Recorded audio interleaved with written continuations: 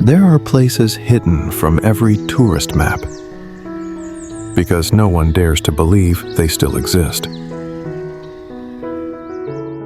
They say there's a mountain that doesn't teach you anything. It just watches and waits to see if you can be silent enough to stay. Then there's a lake where stories drift deeper than the fog.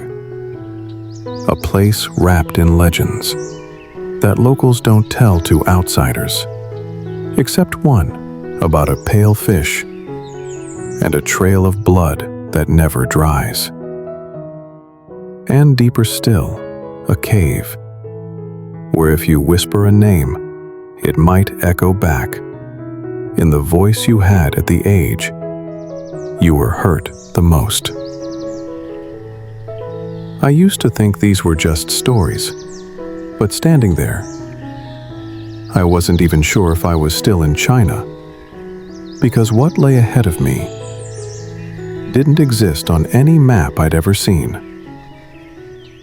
Not in guidebooks, not on Google. It felt like a place the world had agreed to forget, so it could stay untouched. And if you're quiet enough, you just might see what I saw.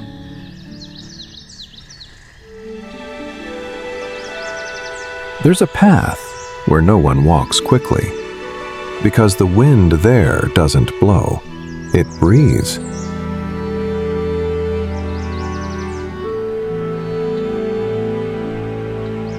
The elders say, if you can hear your own footsteps, it means you're still outside. I didn't come to Wudong to learn anything. I came because something inside me wouldn't quiet down. And this mountain, it silenced it, not with words, but simply by being still.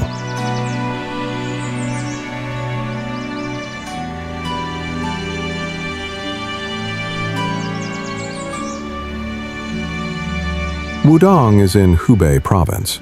Its highest point, Qianzhou Peak, rises about 5,300 feet.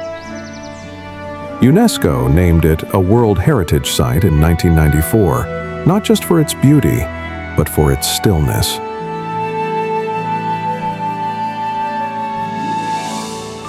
Over 30 temples, shrines, and quiet sanctuaries are scattered across the mountain slopes, connected by thousands of stone steps. The locals say, if you speak too much while climbing, you won't hear what the mountain is trying to say.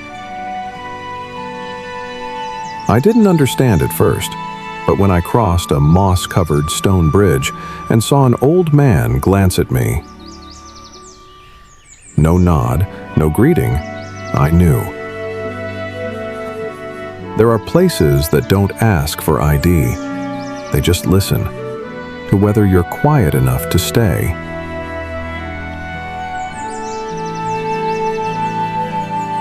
I used to think we travel in order to find things, but in Wudong, I wasn't looking for anything. I just let go. I put my phone away. No recording, no journaling. I simply sat in the middle of a temple, while a thin curl of incense drifted gently across my shoulder. And in that moment, I realized I didn't need to explain myself to anyone anymore, and that feeling was lighter than any motivation I'd ever carried.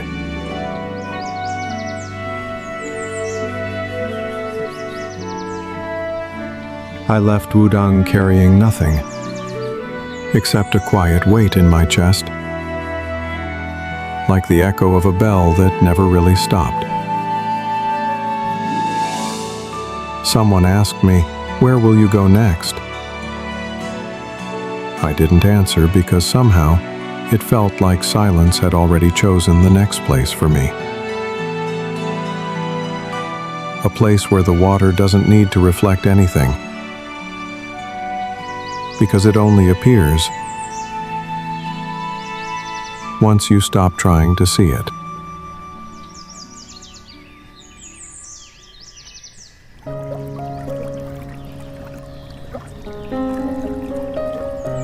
They say, if you want to truly see this lake, you have to wake before the sun does. Not to catch the view, but to witness the faintest thing, holding the clearest memory. I didn't believe it, not until one fog-soaked morning. Dongjiang Lake rests quietly between the hills of Hunan Province, at an elevation of about 600 feet. But what makes this place unforgettable can't be marked on any map or measured by numbers. Each morning, when the fog blankets the lake, the whole scene looks less like reality and more like something the mind left behind in sleep. The locals don't call it fog, they call it breath of memory, because it often makes you recall things you thought you'd left far behind.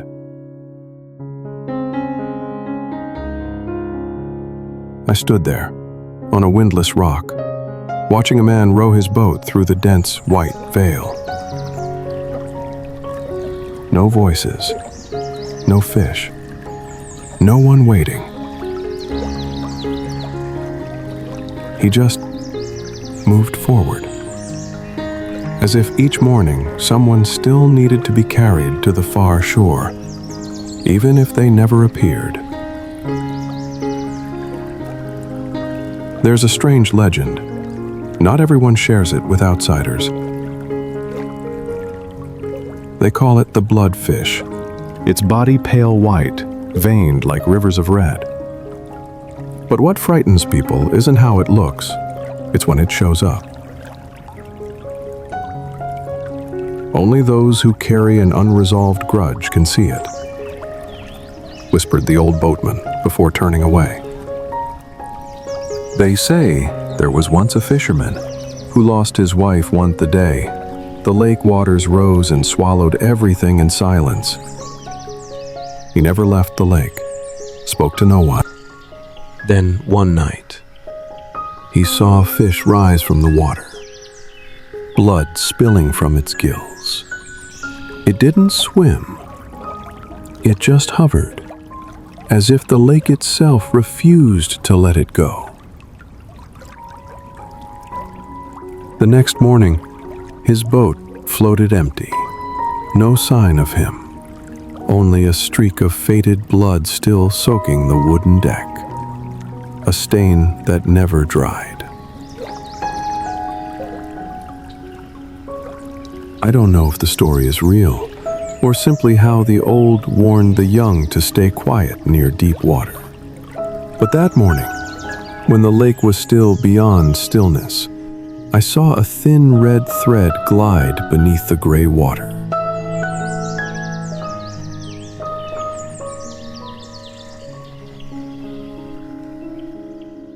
I didn't know what it was, didn't know where it came from. I wanted to call out. But then I understood. This lake isn't for calling, it's for listening. I didn't come here to see clearly.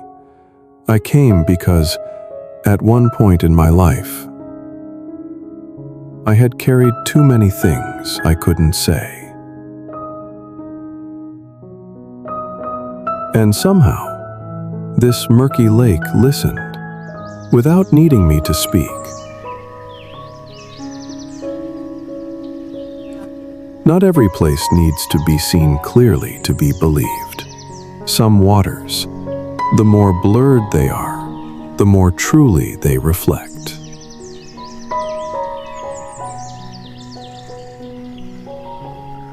I left without looking back, not because I feared something might follow, but because something in me had already been left behind, resting quietly beneath the water that never speaks.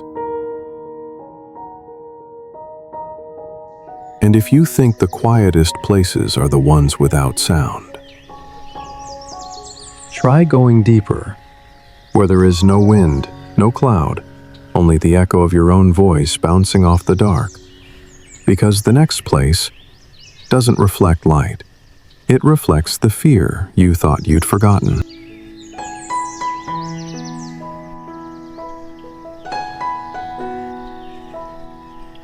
They call this the echo cave. But not every sound is echoed back. Some voices you only hear if you've ever swallowed something you didn't dare to say.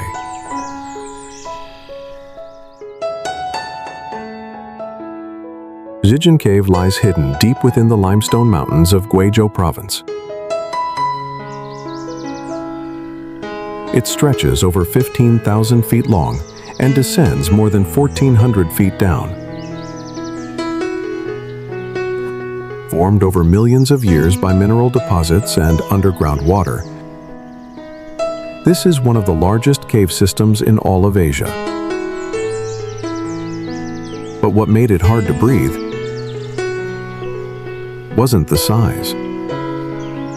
It was the sound. When you enter this place, no noise you make disappears. It repeats. It returns from behind you and turns into a quiet question. Are you sure that's what you truly meant to say? Locals here believe if you speak a lie inside the cave, the stones won't answer. And if you scream something that once hurt, the echo that returns will be your own voice. At the age you were hurt the most. I didn't believe it until I whispered the name of someone who left a long time ago. And what came back was my voice at 16. I went deeper. No one said a word, but I could feel something inside me beginning to unfasten. In a small passageway, I heard the drip of water. Not fast, not regular. Each drop was like a reminder. How long has it been since I last listened to myself? I wasn't afraid of the dark. I was afraid of what I might hear, that I had once buried with my own hands. When I stepped out of the cave, it wasn't yet night, but I felt like I had just woken from a dream whose ending I had long forgotten. I didn't speak on the way back, but the echoes from the cave followed me. Not into my ears, but into the empty spaces between each breath. And it was in that silence someone told me about a mountain, not high, not treacherous, but one with a temple floating in the clouds. And they say, only those who have ever been lost are allowed to touch it.